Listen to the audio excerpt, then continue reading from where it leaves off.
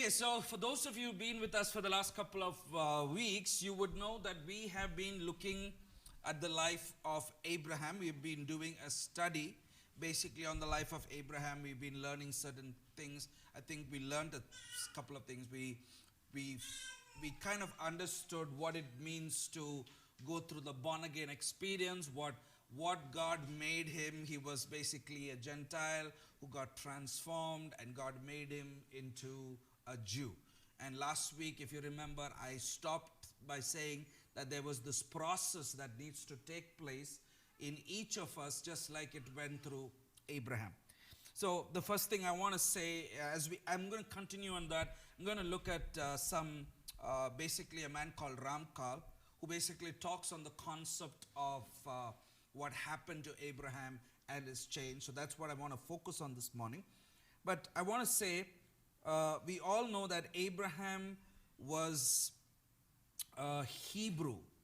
He was an Hebrew. He becomes known as the father of the people of Israel. The Bible basically says in the book of Genesis that he was called an Ivri, Avraham, Ivri in Hebrew, or Abraham the Hebrew in Genesis chapter 14 verse 13. And the reason of him being called Abraham the Hebrew, the word Hebrew, yes, he was technically descended from Ever, who was a son or descendant of Shem. That's why he was called Hebrew. But the second thing, also he was called a Hebrew, or in Hebrew Ivri, is because the word Ivri also means that one who has physically crossed over from one boundary to the next boundary. So that's the idea. So not only he has a connection because he's coming as a descendant of Eber, but he also physically crossed over. And that's the reason he was called a Hebrew. So basically one who crosses over, maybe for us, if we look at it, one who crosses over from one way of living to another way of living is called a Hebrew. Okay? But that's just the first step. So then last week we said, what does Israel mean? The word Israel, in Hebrew can be broken down into two words. The first word is Yasher, and the other word is El. Yasher basically means straight, and El is the name of God, which comes from short form of Elohim. So when we say Yasher El, it basically means one who is straight with God. So that's what Israel means. So Abraham was a person who got off the path of being a Gentile, and he became the first Jew. Why? Because he decided to walk right before God. Like I said last week, he was living in a generation where everybody was against God of Israel. Everybody, and basically he was not even known as, nobody knew him as God, because he was the first Jew. Before Abraham, there was no Jewish people. Because of Abraham's faith, like a couple of weeks back I said, from Genesis we saw a word, Bahi Aram, where it says that word can be transformed into making into Avraham, meaning that if the sages say that the whole world was created because or for Abraham. Why it was created for Abraham? Because Abraham was a man who decided to get out of his evil Gentile local ways, and he decided to transcend from his natural and walk towards the supernatural. Okay, so that's why he was called Israel. Yasher El is basically meaning one who walks straight with God, or one who is straight with God. In other words, there was no deceit, there was no guile, there was no evil in this man Abraham. Abraham walked upright with God, and because he walked upright with God, Abraham was called the father of Israel. We technically know Israel is basically Jacob's name, but Jacob would not have come into existence if Abraham did not respond to God. So because one generation decided to walk with God, the next generation started walking with God.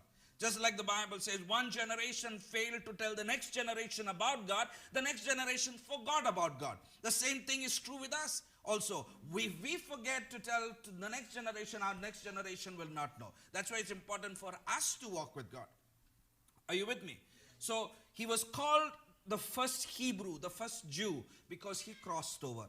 The word Israel basically means one who is straight with God, which comes to the idea of the word Jew. Like I said, the word Jew in Hebrew is Yehudi. Yehudi, many translate the word as Jew as referred to somebody who is coming from the tribe of Judah. Yes, it is true technically, but it is also wrong. Why? Because Yehudi comes from another Hebrew word. The word Jew in Hebrew is Yehudi. Yehudi comes from another Hebrew word called Yehud, and Yehud basically means union. So basically, who is a Jew? A Jew is one who is in union with God. Are you with me? So just because we from the nations accept the Messiah and become a part of Abraham, that does not make us Yehudi in day one. There is this process that you and I have to go through to become a Yehudi. Just like it took a process for Abraham to become who Abraham was. See, like we all know, the Bible does not say, but the sages say that Abraham started seeking after God at a very early age. At the age of 50, when there was nobody, he still started pursuing after God. It was only at the age of 75 when he heard the voice of God for the first time. Until then, so that means from age 50 to 75, 25 years. 25 into 365 days. He didn't give up. He still followed hard. He still sought after God. And then after 75, a couple of years later, then God makes a covenant with him. That's what it says in Genesis chapter 15. He makes the covenant as the sun, moon, and stars. All that, stars covenant. Then later on, he goes through this whole process, and finally his covenant is established when? When he was 99 years old. When he took up physical circumcision. And the reason he took up physical circumcision was by 99 he became spiritually circumcised. So again, 25 years, almost 25 years, it took him to come physical. So in other words, it's not about the externality which God is looking. It's about what the internality is what he's looking at. So the word Jew, Yehudi, comes from Yehud, which means union, which means a Jew is one who is in union with God. But it also comes from another word, comes from the word lehodot, which basically means one who praises God or one who thanks God. So a Jew is not only a one who is in union with God, a Jew is one who praises God, one who thanks God. Amen? So essentially, a Jew is from the word Yehud, which meaning one who is unified with God. The sages say Abraham was not just a Hebrew, he was not just an Israeli, but he was also a Jew. And the question we need to ask ourselves is, how can he be a Jew when there was no Jews in the world at that time? How can he be a Yehudi? He became a Yehudi, a Jew, because he became unified with God. Because he took the time to cultivate his spiritual nature. You know, the problem with most of us is that we begin to tend to see God only when we are in discomfort, or only when we are in sickness, or when we are about to face death, we are about to face some big thing in our life. That's only our eyes look up. Until then, we think we are the owner of our life. Little do we know that you don't even have the ability to give breath to your own soul. We get up in the morning, you think, oh, it's a natural thing. We sleep in the night, we think it's a natural thing. But we don't know that the getting up and laying down is a subconscious thing, because God has commanded it. You know when a child is conceived in the mother's womb, in a matter of couple of days, your heart begins to beat. Duck, duck. The first thing of the child is the heartbeat. And you know this heartbeat which begins in your mother's womb, which began even before you could see the world, because the child was living in one world for 9 months, and the child does not know what's going to happen after 9 months, because the child also doesn't know I'm going to be here for 9 months, because the child is living in a world there is no quantity of time. There is no time and space in the mother's womb. He or she or the child is living there, but we know, because we learning about it. 9 months. From 9 months, 9th month it comes out. The child comes out. Now the child is now in a new world. I've not seen this. I've not seen colors. I've not seen faces. I don't know anything. The thing is, when I'm conceived in my mother's womb, I know 9 months it takes to come to this world. And when I'm conceived in this world, the thing is, none of us know when it's time to go to the next world. So what do I do? What do we do? We need to know, instead of spending majority of your time just focusing on how my career, my job, my education, my this, my lifestyle, my beauty. I'm not saying you should not have all that. You should have that. But it should not be the priority of your life. Priority of your life is, I'm preparing for the world to come. Because real life does not begin now. Real life begins the next world. So how do I live my life? I live my life as if I'm going to the next world. When is that going to happen? You and I don't know. Only Hashem, only God knows. Are you with me? So this is how he was called, Abraham was called a Jew because he became unified with God. The sages also go on to say, we talked about this last week, is that a person who is a Jew is a person who is inwardly that fights idolatry. He fights idolatry within. Idolatry is not just worshipping of idols. When I worship my job, it's idolatry. When I worship my money, it is idolatry. When I worship my books, it is idolatry. When I worship my television, it is idolatry. When I worship Facebook, it is idolatry. You know, one of the founders of Facebook recently had this article or the video which he said, he's basically telling people, please do not spend time on Facebook. He's the one who built up Facebook. And now he's telling the world, don't do it. Why? Because many people build their lives upon Facebook. You see, people have this addiction of selfies. They take selfies, put it on Facebook. And then they're watching how many likes. Based on the likes, their life depends on. No likes means nobody likes me. More likes mean I'm famous. It's a mental instability. We are living in a virtual world thinking that you have so many friends, but you don't have so many friends. That's the truth, friends.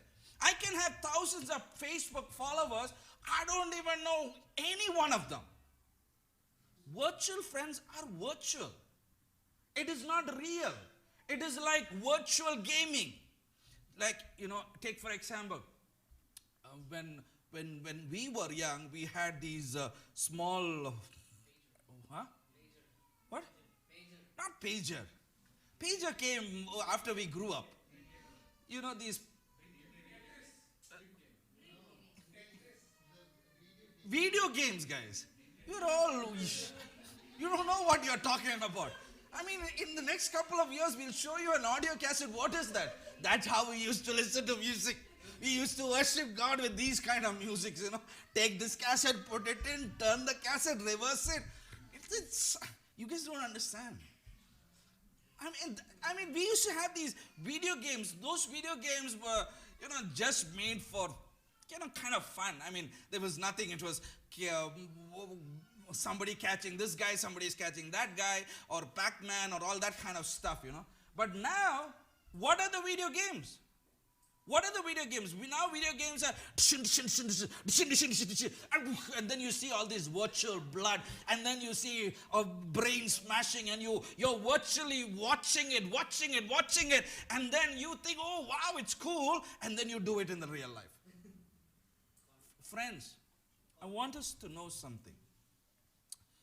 The doctors say something that you do really or even virtually, the same chemical imbalances happen in your body.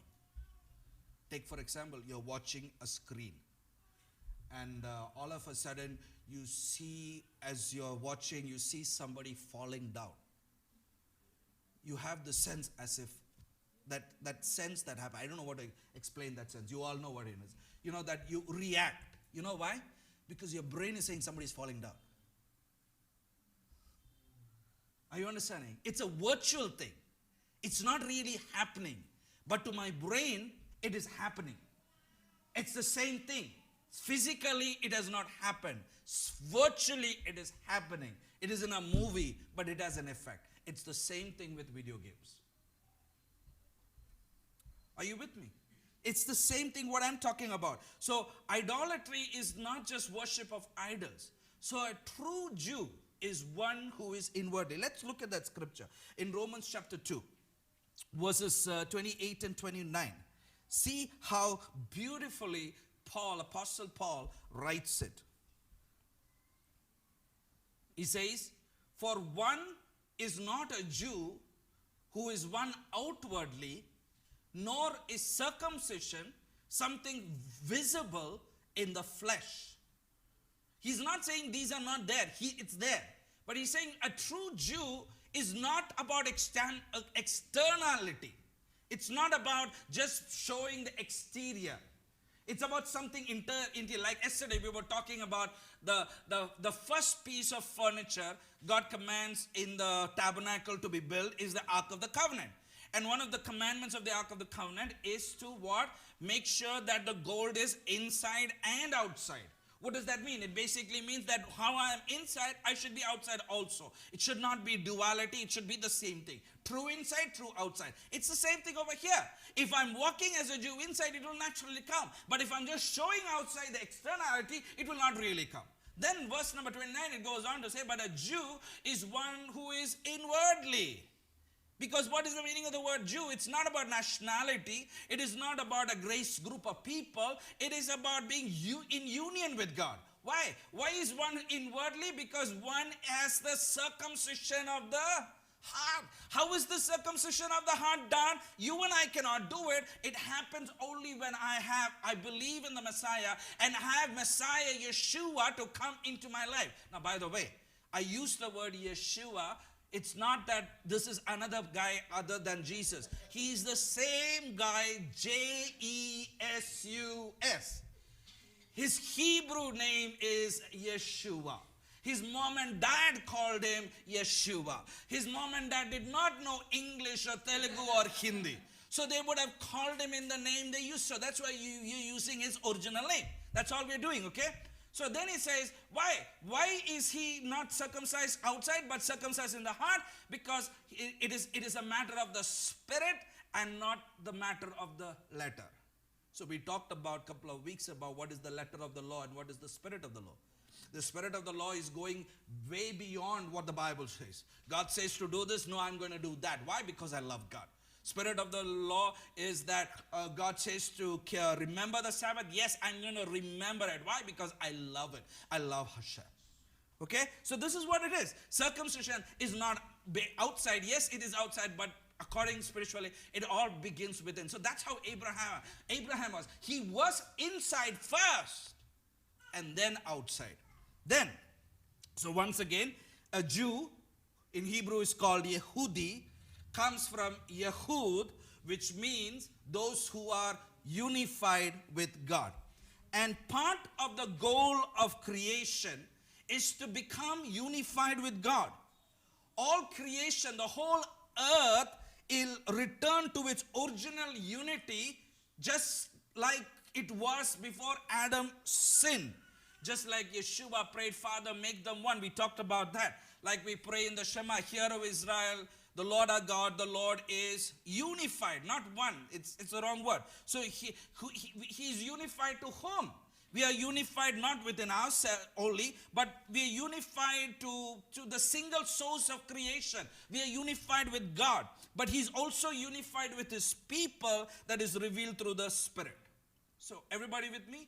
So the word Jew, Hebrew is Yehudi, comes from Yehud, which means in union with Hashem. Everybody okay till now? Yes. Okay. So then, The sages also say that every person that comes into this world goes through these different levels of name change. You know it or not, if you desire to walk with God, you will have to go through these name changes. And all the only thing with these name changes, it's not that you will be physically a Jew, it is about spiritually you're maturing. It talks about your maturity level, how you are growing in God. So technically the sages say everyone begins with a goy. Like I said, what's it? Goy, G-O-Y, goy is a Hebrew word which means Gentile. And the Bible says, who is a goy? Who is a Gentile? A goy is basically a non-member of God. A goy is basically one who is exiled from God's presence. And I said also a couple of weeks ago that there are two different levels of goys or Gentiles. One is a Zarim and one is a Nokrim. Zarim is basically just a Gentile. But a Nokrim is a pagan Gentile. He gets into worshipping worse than the worst. That's the idea. So what happens is when I become a believer in Messiah, until I become I believe in Yeshua, I'm just a goy. Even though I'm brought up in a Christian home, even though my family goes to a Christian church, doesn't make me a Christian. Christian is just a nameplate. So as I'm born into this world, I'm born in evil. Just like the psalmist David says, I was born in my sin. My mother conceived me in my sin. That's how it is. Why is this like that? It's all because Adam was not able to rectify something. Because Adam was not able to rectify something, in came Abraham who rectified something. And because Abraham could not fulfill everything what Adam made a mess of, then came Yeshua, Jesus, our Messiah, who rectified everything. And everybody who believes in the Messiah and takes time to rectify that, along with the Messiah, we also get rectified. Everybody with me? So after we come to know the Messiah, we first become an Ivri. It's like Hebrew. Well, so what is that Hebrew word? Basically, one who has crossed over. What do I have crossed over? I used to live this way, but now because I have started believing in Yeshua, the Messiah, by faith, I have now changed my position from this life to this life. Now, does that mean I've started walking in this life? No, I've not started walking in this life. I just changed. I was here, now I made a jump here, so I have now crossed over. First step. That's all it is. Okay? That's why I say, even after you become a believer, by taking baptism, nothing's going to change. Baptism is only a sign of an inward change, just like outer circumcision is a sign of an inward circumcision. So eventually, what happens is we move from one state, we just cross over, we move from one state to the other, and our goal is where? Our goal is not just going to heaven, our goal is to become unified with God, to be a Jew, not to go to Israel, but to be unified with God. We are not doing pilgrimage, okay? There is no need to do that. Why? Because our Rabbi, Yeshua, is not dead. He's alive. So we can call upon him here, now, right now. He's here, okay? So we all start as a Gentile, just like Abraham was a goy, and when we choose the goal of rectification, in other words, when we desire now, I want to be like my father Abraham, I want to do what he did, then we go through these stages of various spiritual changes or stages, and this is what the Bible is basically trying to tell us. So there is no separate classification of people and race. There is no such thing as the race of Jews. Now the world is making it at like that, but that's not what the Bible says, okay? And Judaism was never ever about a race. It was only about faith. So who were the Jews? Jews were basically people of faith. Judaism is about faith. Faith in what? Faith in Hashem, faith in God. It's not about a race. It's not about a generation. It's not about that. Okay? So the terms Jew and Gentile, it only refers to a perception of a person's soul. A person's soul can be a Jewish soul or it can be a Gentile soul.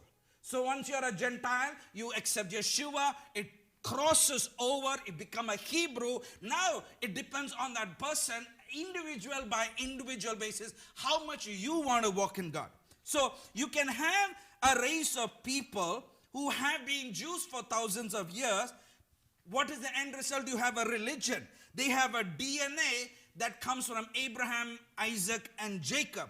They are, what is so special about them? They are the descendants of the man who practiced the same faith. They are literally Israel going back to Abraham. That's what physical Israel is all about. But anyone like you and I who joins the fold, the idea is about Romans chapter 11, where it says that in Messiah, we who were a wild branch is now being engrafted. So that process, when I'm being engrafted, you and I go through this process. It is a progressive process. Okay? It's not today I'm Gentile, tomorrow I am it's this, the day after tomorrow I'm a Jew. No, it doesn't happen like that. It takes years and years of sacrifice and walking with God. It doesn't happen quick. Yeah, just like a child that grows up to be an adult, it's the same way for us. It takes us years of growing up with discipline and order and commitment and focus on God. Everybody with me? So before a goy can become a Jew, he should first become a ger.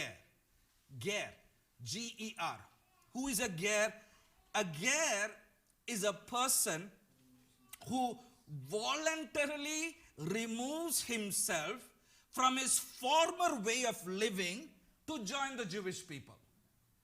I have been living like this, but now I have voluntarily, nobody has forced you. Nobody has converted you. Nobody has given you any money. Nobody has bribed you. You're not becoming part of the church. You are now on your own free will decided to join this faith of Abraham. On your own, okay? It is a voluntary decision and it has nothing to do with conversion, but a person has to self-convert himself to join the God of Israel. Nobody can convert anybody. You have to be willing to convert yourself. If you're satisfied with your way of living, nobody can do anything about it.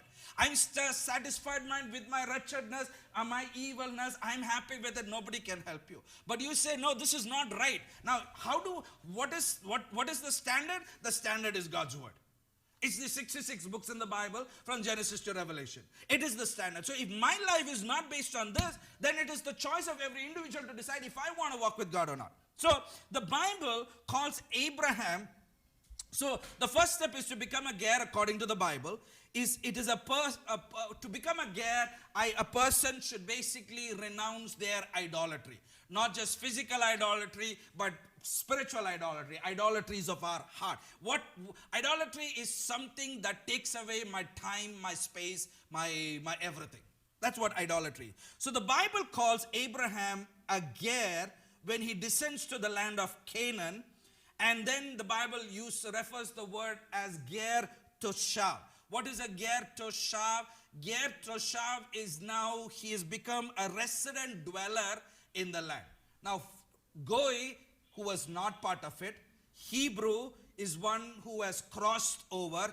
Ger, he's renounced his Gentile ways and his idolatry. And a ger toshav, now I'm going to begin living in the land.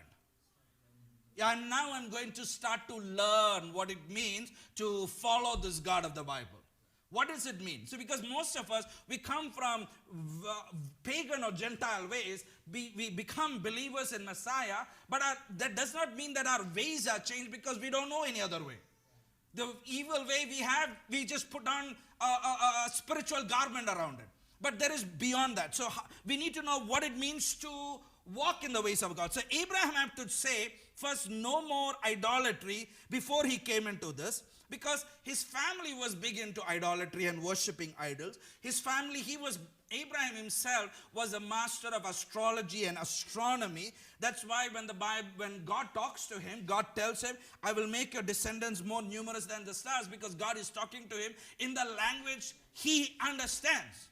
So that's why when you come to the saving knowledge of God, God is going to speak to you to the language you understand. It might be Gentile, it might be evil, because God begins to talk to you like that. But that is not the ways of God. It's not that he's approving your Gentile ways. All he's doing is basically he's trying to help communicate with you what I want you to do. And once you start to obey by faith, then you begin to become regenerated. Okay? So God used that physical gift that Abraham had to bless him spiritually, because the Bible says that his father Terah was an idol worshiper and an idol maker. He made idols. So before Abraham could become the father of the Jewish people, he had to actually say no more idolatry. And as he did that, he became a ger. And by the time he became a ger, and when he settled in the land, the whole concept of Gerim became to be well known. When he settled in the land, what happened? A person from the nations, he can be a Jebusite or a Hittite or whatever, they had to renounce their idolatry, their idol worship. So what happens? When they renounce their idolatry and idol worship, what do they become now? They don't become a Jew. They don't become a Hebrew. They have to be educated in the ways of the God of the Bible. So the first thing that happens, like I said last week, is that they become something called Ben Noach. What is Ben Noach? Ben is son, Noach is Noah, a son of Noah. What does that mean? I begin starting to learn some of the basic principles in the Bible. Basically, it's the 7 things. You should not commit adultery, murder, all that 7 things are there. So what the Bible says that if you want to walk with the God of Abraham, you have to act morally. And I have to learn morality. And morality cannot be learned anywhere else but from the Bible. So as they start to learn and grow in that level of Ben Noach, then they say, you know what, I've learned, I've been as a Ben Noach, I've been practicing it, I've given up my Gentile ways, I've given up all my evil ways. Now I want to be with the Israelite people. So the Bible says that the only way a non-Jewish person can live with a Jewish person, it can only happen in the year of Jubilee.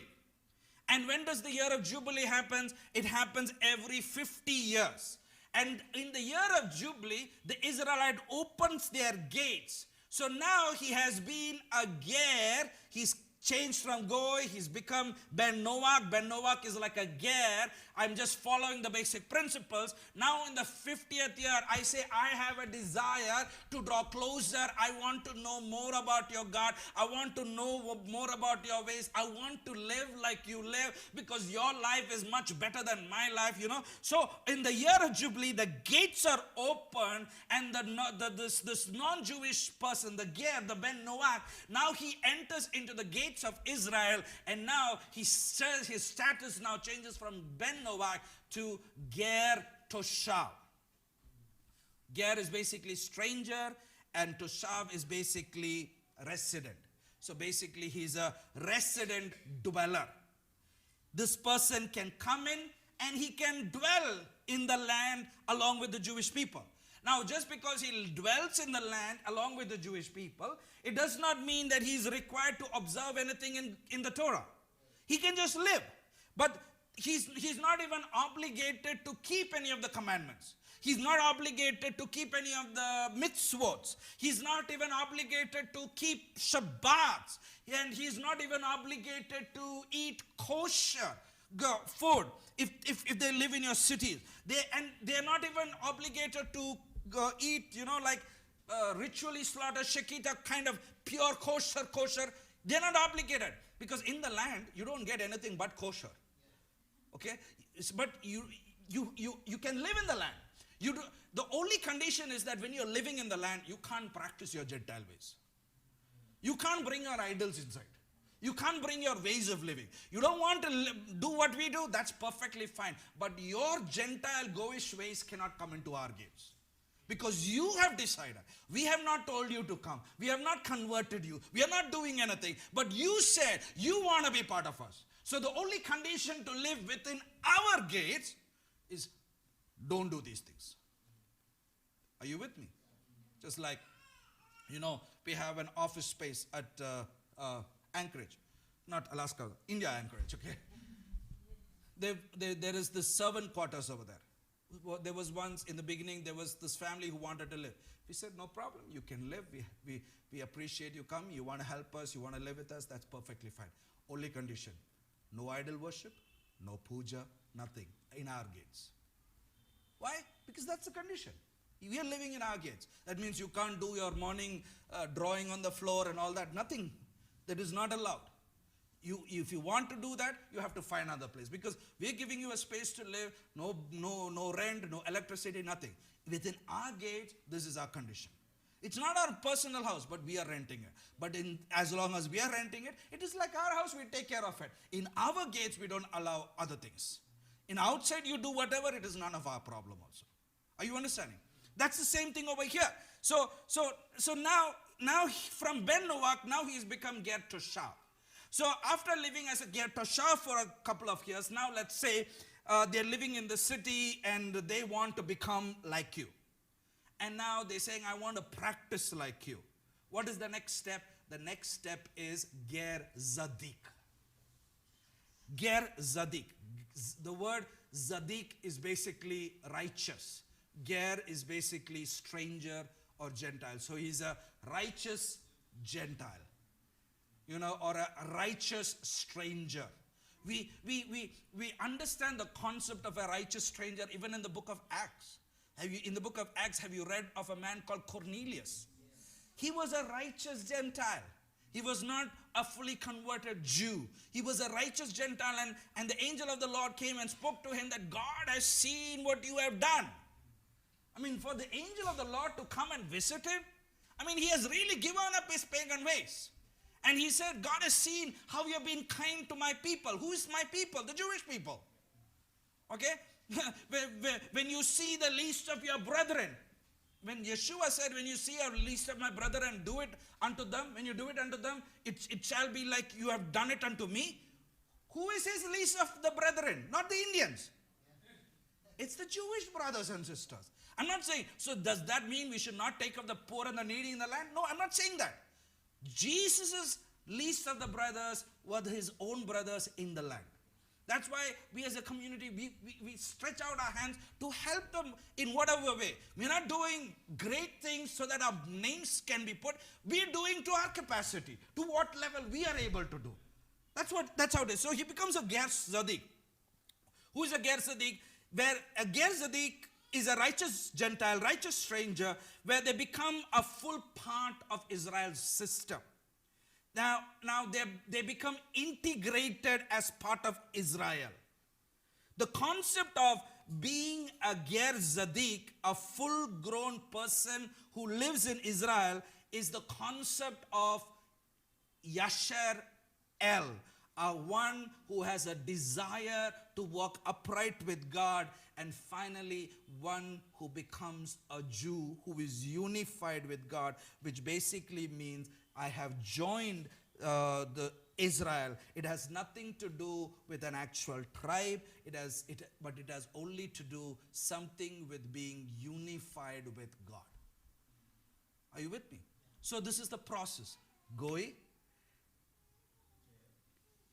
we can say I have to cross over, which is a Hebrew. Then Ben Noach is like a Ger. Then Ger Toshav. After Ger Toshav is Ger Zadik. Then Ger Zadik is, I'm now on the process of becoming Israel, which means I have decided to walk upright with God. I'm upright with God. And finally, I am a Jew, one who is unified with God. Amen? So when I'm in Messiah, yes, Yeshua has done that inside of me. But I have to walk the process. Are you with me? So the process, it is something that does not happen overnight. That's what the whole story of Abraham basically teaches us. The name change reflects a spiritual transformation which reveals a person basically becoming a renewed creation. That's why once you become a full-grown believer in Hashem, even sometimes some people change their names because their names had nothing to do with the God of Israel, because my parents named me based on some god or some goddesses or something.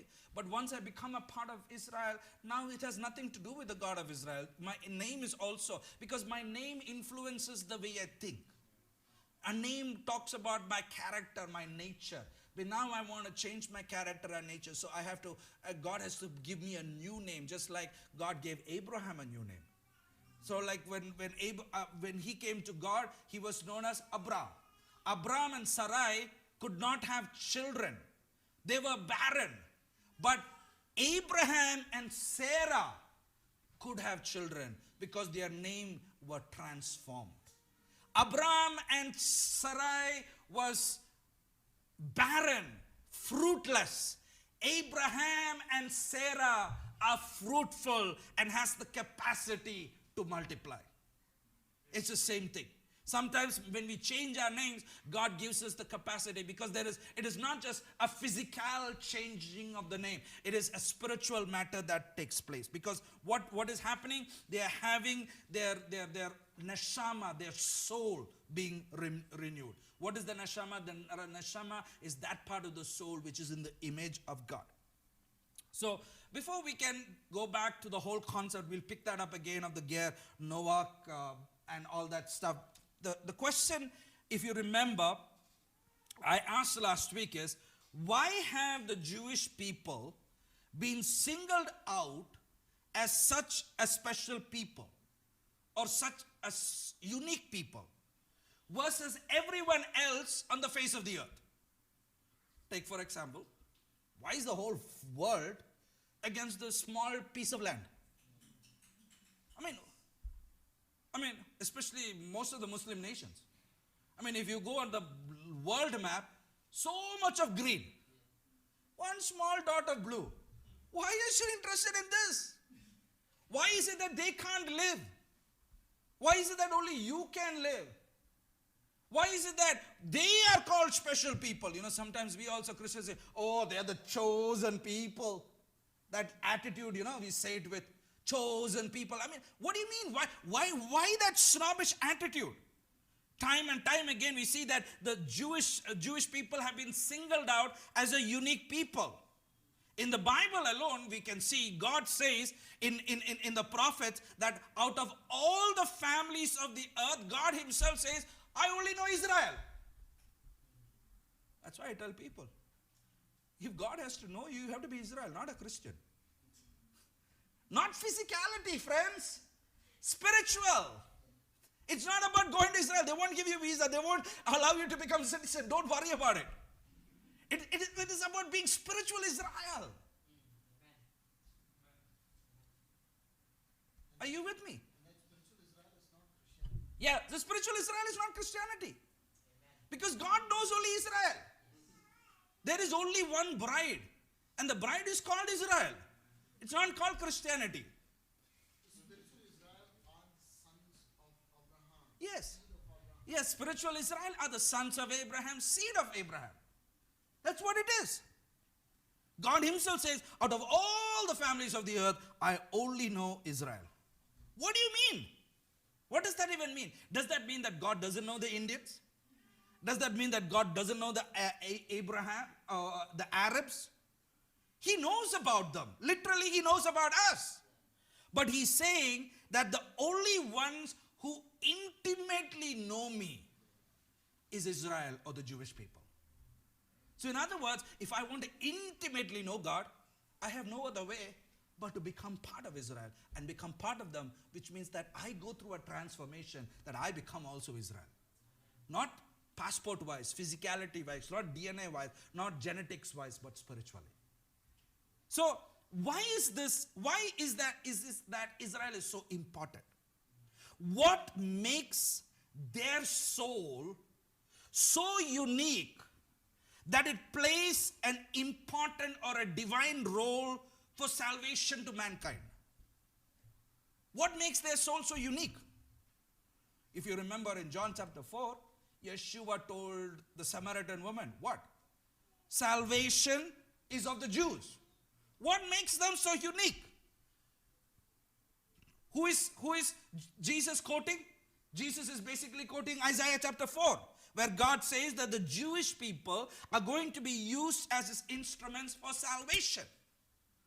He's not made up a new verse. He's just quoting what was there in the Old Testament. So the question is, why have the Jewish people being singled out as a unique people? Can we take some time, little more this morning? So that's the question. Taking into consideration what we've learned so far about Abraham, the question we need to ask ourselves is, why is Israel being singled out? Which means, when you become part of Israel, and when you're on the process of being Israel, you'll also be singled out. In other words, what happens physically, happens spiritually also to you. Why nobody likes me? You become Israel. Why they're talking bad about me? You become Israel. Why? Like somebody said yesterday, I thought you guys don't believe in Jesus. It's all becoming part of Israel. I mean, I don't know where they get these ideas from, It's just that we don't say Jesus, we say Yeshua. It's the same personality. It's the same historical Jesus who died for your sin and my sin. That's it. It's a one-time thing. It has nothing to do with the sin offering in the temple. That's a different aspect together. So the question is, why does Israel play a divine role of salvation to mankind? So I'm going to begin to quote from a man called Ramchal. This is what Ramchal says. He says, listen carefully. I'm sorry, I didn't have time to type it out so that you could read it. Now, I need a personal typer, By the time I type and study and read, you will never be able to hear anything, So if you want, you can take my notes and type it out and listen to what Ramchal says. This is what Ramchal says. Ramchal basically says that one of the deepest concepts of God's providence involves Israel and the other nations with regard to their basic human characteristic traits. So he's basically saying that even though in regard to human characteristics, they appear, the two people, the Israel and the other nations, they appear alike. But remember, like I said before, God only created one human race. Israel and the nations have only one human race. They are identical. There is nothing different on the physical level between Israel and the nations. It's the same. Everybody with me? But from the Torah's point of view, or from God's point of view, however, he says these two are completely different. From God's point of view, from the Bible's point of view, the characteristics of Israel and the characteristic of a nation is different and are treated as if they belong to a completely different species. The two look so different that you don't even think that they are of the same kind on the spiritual level, on the biblical level, not on the physical level. Are you with me? On the physical level, they look that, we look that, we look the same. Physical level, we have flesh and blood and bones, they also have the same. But in the perspective of the Bible, in the perspective of God, they look as two different things. Which means, while there is only one human race, God made the Jewish people different from the rest of humanity. Remember, I used the word made them. He did not create them. He created all of us the same.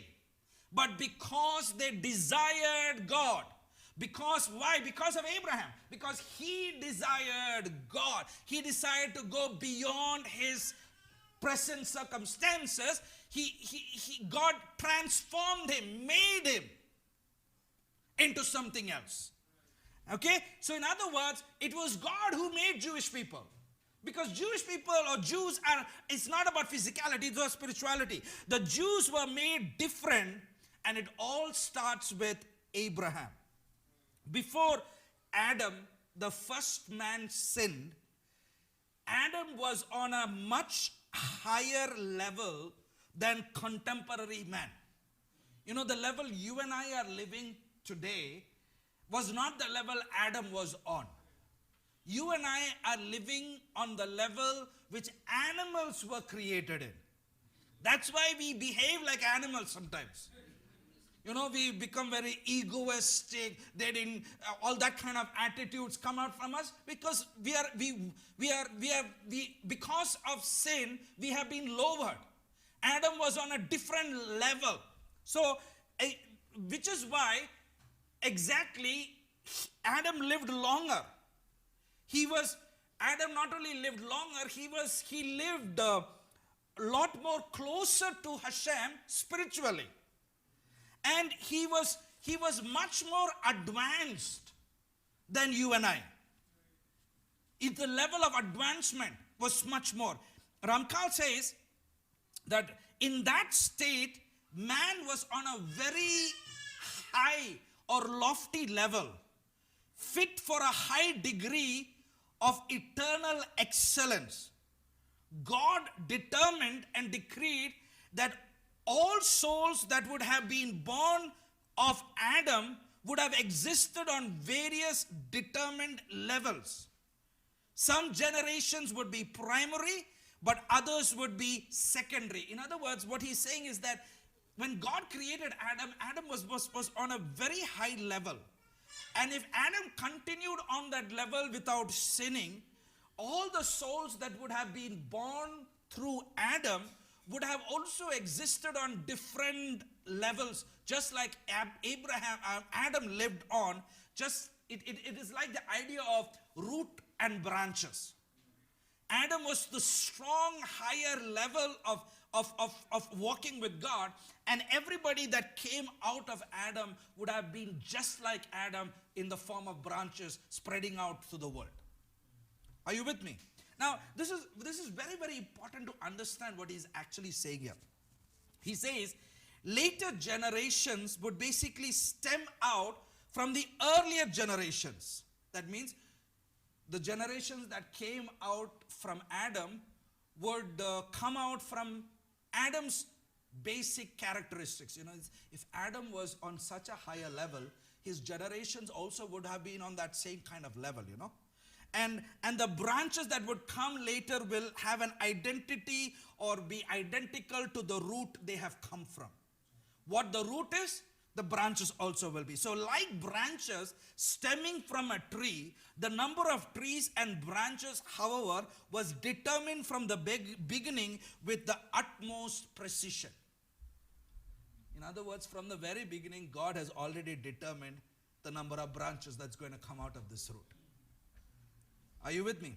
So what Ramchal is saying is basically in the lines of what the sages have been saying, is that when Adam was created, God showed him all future generations that would come from him. Isn't that amazing? Adam saw into his future. Maybe he saw you and I also. I don't know. But he saw into us. And the sages say that God showed him everything. Adam was able to see from one hand into the heaven to the other. What does that mean? It's a figure of speech. Meaning that Adam was well beyond intellectual comprehension. God showed him all forms of prophecy of what was going to happen to the very end of earth's existence. In other words, Adam saw what will happen in the end. And he also saw every single soul that came from him. And the sages say that every soul that would come from Adam was actually associated with a part of Adam's body. Every soul that came out of Adam was connected to Adam's body. Like Adam being the root, every soul that came of Adam was a branch out of his root. Which is more interesting. Why? Because every soul that came from Adam was associated with part of his body. Now, what is so interesting in this? Have you thought about it? What's so interesting about it? The same concept of what the sages say is found in Paul's writings in the New Testament. In Hebrew, it is called Brit Chadashah. See what it says, where Paul explains why we are called the body of Messiah. Why are we called the Gufa Mashiach? Guf is body, Mashiach is Messiah. Body of Messiah. In other words, what Apostle Paul, Rabbi Shaul is saying, he's not making this stuff because he came to the knowledge of Yeshua. He already knew this stuff. This is all from his Talmudic learning, which now it has been renewed within him through the power of the Holy Spirit. So just like all souls were blemished in Adam, as each soul really corresponds to a cell in his body, so are all souls purified in Messiah. Are you with me? That's what Paul is basically saying. Just like every soul was blemished because of the first Adam, every soul who believes in the second Adam is purified through the Messiah. This is what the sages also say, and see what Paul brings down. Let's turn to 1 Corinthians chapter 6, verse 15. 1 Corinthians chapter 6, verse 15. 1-5. He says, don't you know that your bodies are the members of the Messiah? Will one take the members of the Messiah and make it the members of a prostitute? God forbid. May it never be. So contextually, what we know, what he is saying, is that Paul is basically dealing with sexual sins that are going on in the congregation, in the Kehillah of Corinth. The Corinthians were uncivilized people. They were Zarim, we talked about that. They were Nokrim, very, very far away from the ways of the Jewish people. Especially for someone like Paul. They were, light and darkness kind of concept. So what Paul is bringing down here in this language, he says, your bodies is the members of the Messiah. This is what the sages also talk about Adam. Every soul that came from Adam was associated with part of his body. In other words, every soul that came out of Adam was rooted in his DNA. Where? In the soul level. In the nephesh level. And every soul that is connected to Messiah is also associated with part of Messiah's body. Are you with me? So it's like a regathering when Messiah comes, and everybody who believes in Messiah, it's like a regathering of the fallen sparks that have been blemished. Every soul that has been blemished, every spark that has fallen down because of the taint of sin or the venom of sin which came in through Adam, has been regathered through the Messiah. See what Paul says in another quote in 1 Corinthians chapter 12. 1 Corinthians chapter 12 verse 12 to 27. 1 Corinthians chapter 12 verses 12 to 27. Verse 12 says, as the body is one, and in it are many members, and all the members of the body, though many are one body, so is Messiah. Verse 13, for also in one spirit we were all given an immersion into one body, then what does it say? Whether Jews or Greek, in the original it's not actually Greek, it's Armenians. So I want to point out that the point over there, Paul uses the word Armenians because different English translations, depending on the Greek codex, they either use Jews and Greeks, or they use Jews and Gentiles. Both these Jews and Greeks and Jews and Gentiles are bad translation. In the original it is basically Yehudim and Armenians, basically Jews and Armenians. And why does he use the term Armenians is the reason why is that Armenians were the other descendants of Eber. Who's Eber? Eber, Abraham's granddaddy. The other side of Abraham's friends or cousins, we can say, were the Armenians. They spoke Aramaic. Are you with me? Eber is granddaddy. From Eber came Shem. From Shem came Abraham. The other side of Eber was Armenians. So what Paul is saying here is that there was this, he's saying, now you won't find it in the English. You need to go to the original text, okay? So either you believe me or learn the language.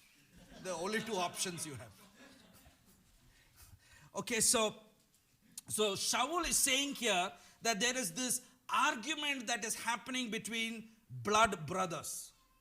So the Jews and the Armenians are basically blood brothers. The Galilean Jews were Aramaic speaking Jews. Armenians were Aramaic speakers, which were also Aramaic is basically closely related to Hebrews. So Shaul says it doesn't matter even if you are Jew or Armenian, even though you are blood related somehow. And then he goes on to say in verse number 13 is that whether slaves or free, all were given to it as if it was from one spirit. In other words, it doesn't matter you are blood brothers, it doesn't matter you are this or that, but in Messiah we have all become one. Are you with me? That's what. Let's just explain. In India, we have different castes. What are some of the castes in Christianity? Oh, you guys don't know about it? Huh?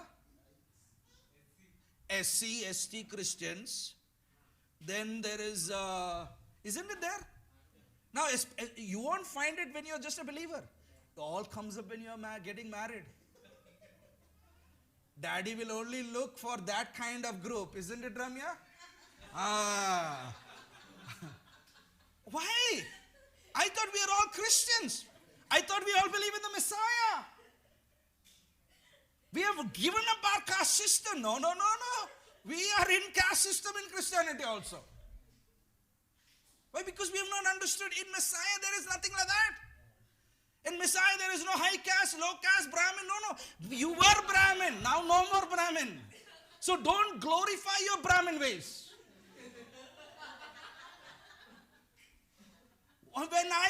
Before Messiah, I was low caste. They didn't allow me. Yes, before Messiah, you were not. But in Messiah, we have all become the same. Are you with me? So that's what happens. In Messiah, we become one body, one spirit. Then verse number 14, what does he say? For the body is not one part, but many members. If the foot says, because I am not the hand, I am not the body, that would not make it any less one of the members of the body. It's like, foot will say, I'm not like the hand. The hand always keeps waving. And because he always keeps waving, I'm not part of him. The foot cannot say that. Okay? Then, verse 16, and if the ear says, because I am not the eye, I am not the body, that would not make it any less than any of the members. In other words, you need the foot, You need the hand, you need the eye, you need the ears also. Verse 17, if the body were an eye, just think your whole body was an eye. Where would be the hearing? Or if the body was a ear, where would be the hearing? Or where would be the smelling? Verse 18, but now Hashem set the members, each one of them, in the body according to his will as he wanted. Isn't that great? Sometimes you look at some animals and you think, wow, what happened here? But when you look at us, God knew. He knew exactly where the ears had to go. He knew exactly, he only needed one nose. We only needed 2 ears, and the 2 ears didn't have to come here. It didn't have to be like this. I mean, he exactly knew it. Every member is where God has decided it to be. He knew what members to be seen. He knew what members to be hidden. He knew what members can take the hit. He knew what members should be protected carefully. Perfect. He's really great. Verse 19. But if all were one member, where would the body be? And verse number 20, as it is, though there are many members, there is but one body. Verse 21, and the eye is not able to say to the hand, I do not have need of you. Or again, the head speaking to the feet, to not to say, I have no need for you. Just the opposite. The members of the body appearing to be weaker are vital. In other words, the head cannot say, I don't need the feet. The feet cannot say, I don't need the head. Because without the head, the feet cannot go. Without the feet, the head cannot go. I mean, just think about it. Each part of our body has an important role. Everybody cannot be the head. So don't desire to be the head. Desire to be your part. Your part. There is your part which God has prescribed for you to do. So you just do that. Then, and he says the weaker parts, he says are very much vital or important. Verse 23. And those members of the body which we presume to be dishonorable, those things we say, shame, shame, shame, shame, on those we clothe with even more honor, and our parts with lesser respect or honor are treated with greater. So those areas where we think we don't have, let's not talk about it. He says much more honor. Whereas our members with great respect and honor have no need of more. However, Hashem has so composed the unit of harmony of unifications of the body, giving superior respect or honor to the inferior. And verse 25 says, lest these be divisions in the body, but the members should have the same deeds of loving kindness and caring for one another. And verse 26 says, and when one member has pain and suffering, all the members have pain and suffering with it. Or one member is exalted, all the members will be exalted. Isn't that true? If our little toe, not the feet, is not called the fingers, okay? It's called toes.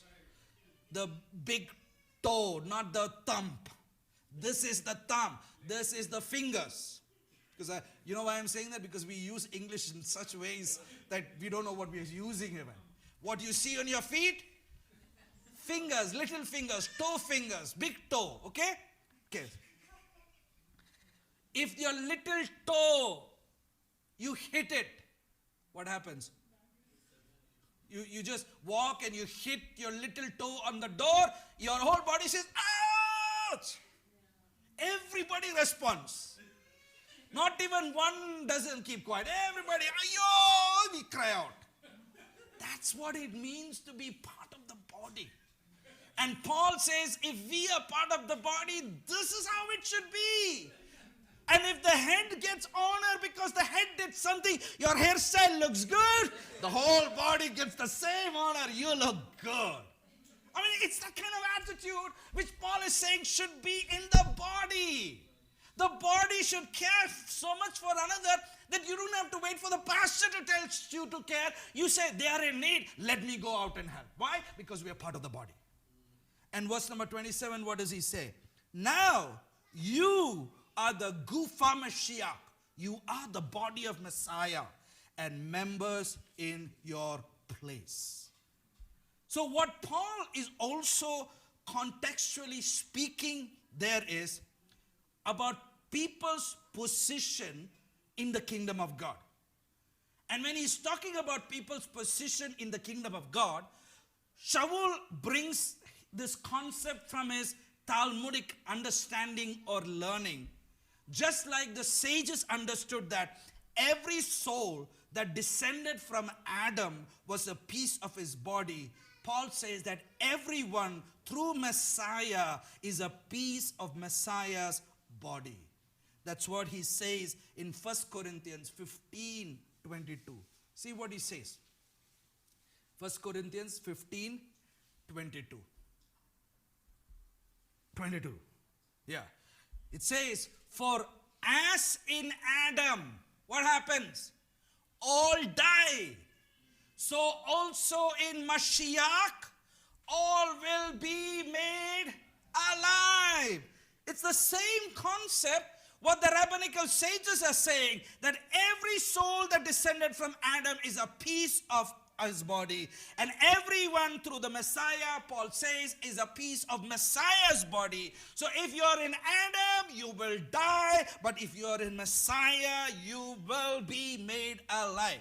So every soul that operated as a cell or a spark that came from Adam and his soul were blemished because of Adam. But these souls were regenerated through the Messiah. And because they were regenerated through the Messiah, these souls which fell have now become part of the Messiah. That's why the sages also say that Kol Israel Avrim Zek Bazak. That means all Israel is responsible for one another. All Israel is a member of one another, which is exactly what Shaul is also saying. One can't say, I am not responsible for that one. They are responsible, or we are responsible for one another. Are you with me? We can't say, I'm not concerned about Ravi, I'm not concerned about Ramya. No, we can't do that. If we are part of the body, we have to be concerned with one another. And being part of the body, which means we should be connected to each other, not just on Sundays. It's by coming just on Sundays, you're not connected to anybody. You're just connected to yourself. You're doing your work and you're just coming. No. That's why being part of the body is to be connected throughout the week, even though we are there. We have technology. Instead of using it for rubbish, why don't you use it for things? WhatsApp or SMS or just share what's happening. Doesn't matter, it doesn't harm anybody. I'm going through a difficult time. Can somebody pray for me? Don't say, oh, why should they care? No, don't say that. These are my personal family secrets. That means you have not become part of the family of God. You are still your family secrets. Keep it with you. You have not become part of Messiah. But here it says that because if you're part of Adam, your own personal family secrets, you're going to die. But if you're part of Messiah, you will grow. You will be alive. Amen?